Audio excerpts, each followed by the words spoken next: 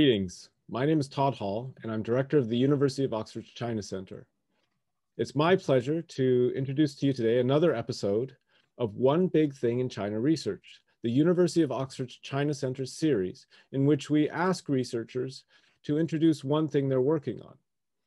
And so it's my great pleasure today to introduce to you Xiaoyu Pu, who is an associate professor of political science at the University of Nevada, Reno.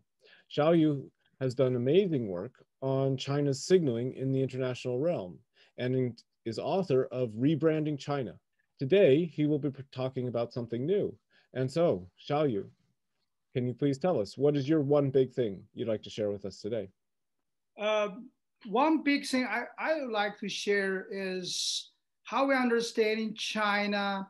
In particular, I use one word called contradiction.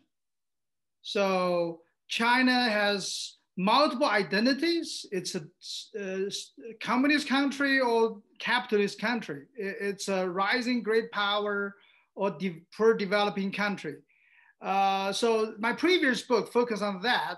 But recently, I'm also working on some paper trying to analyze China's mixed signals or images. On the one hand, China wants to project a benign image, all kinds of like soft power promotion. But on the other hand, China is sending coercive image as well. So in summary, contradiction is a word for us to understand China. So is that an intentional contradiction, or is that a product of pursuing contradictory aims?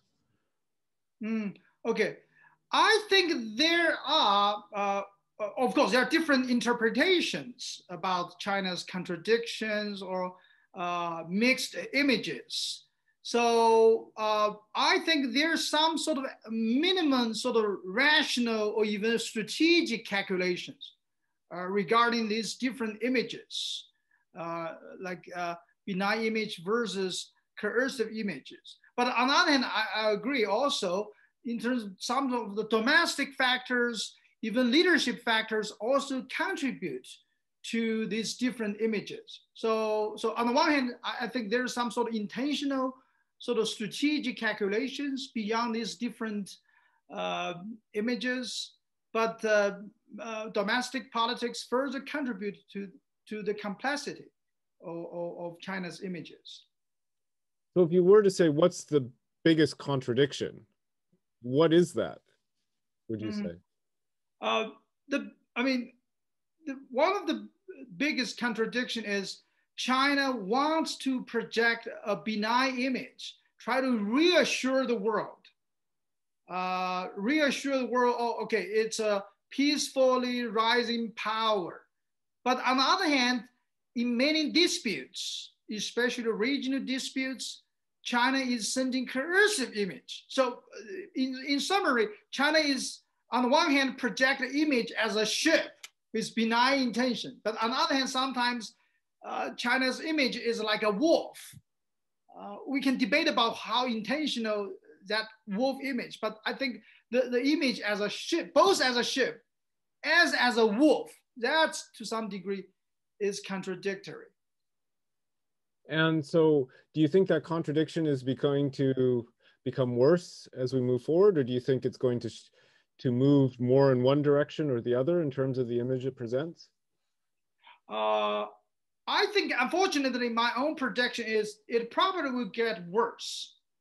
I think on the one hand, partially both because of the international geopolitics, the shifting balance of power, and so that gives some of the Chinese policymakers some confidence or even overconfidence. But domestic politics also reduce some of the flexibility Chinese policymakers, diplomats traditionally might have. So I think this kind of tough image might become even more salient going forward, largely, I think, because of China's domestic politics.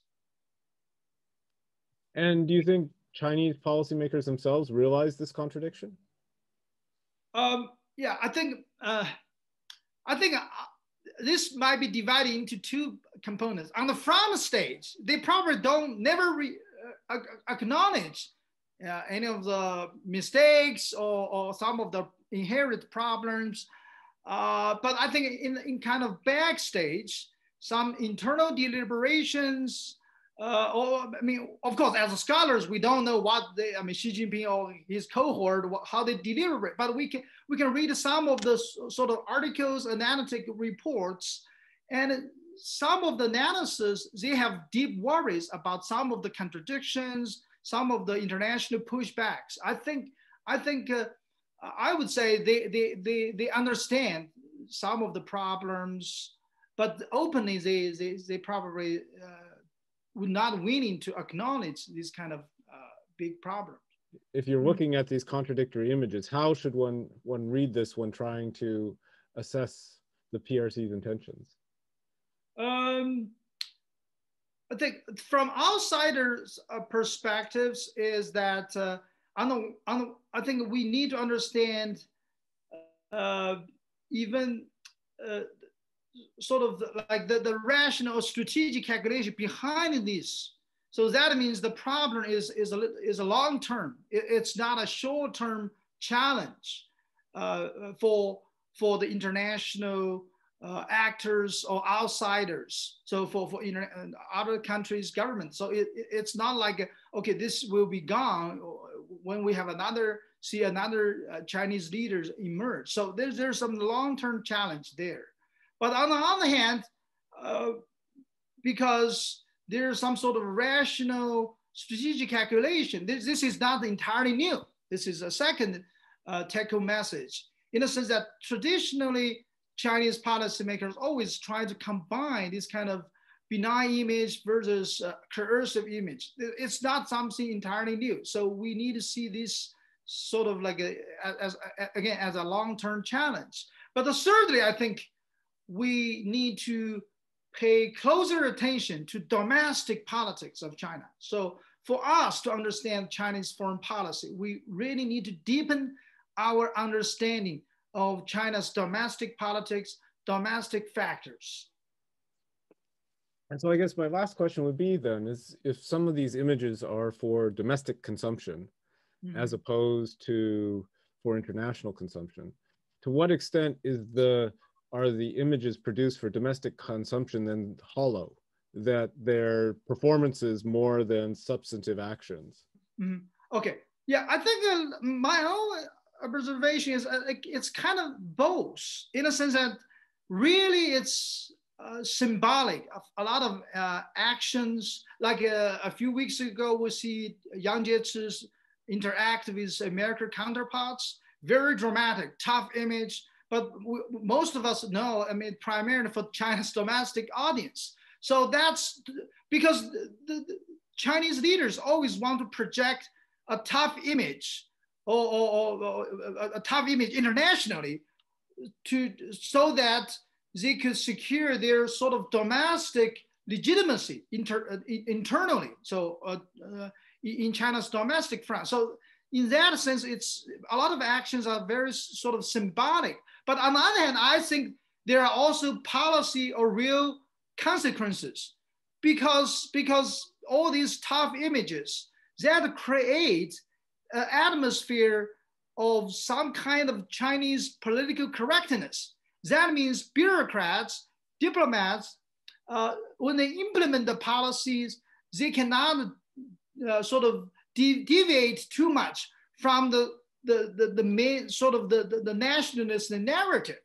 So in a sense, this kind of nationalist tough narrative becomes self-fulfilling prophecy.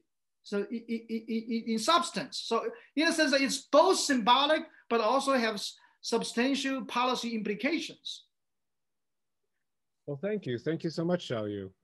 I really appreciate your appearing on our program. And for those of you who are interested in more content, please do visit the University of Oxford's China Center webpage or sign up for our email list for notifications on new things as they become available. Thank you again.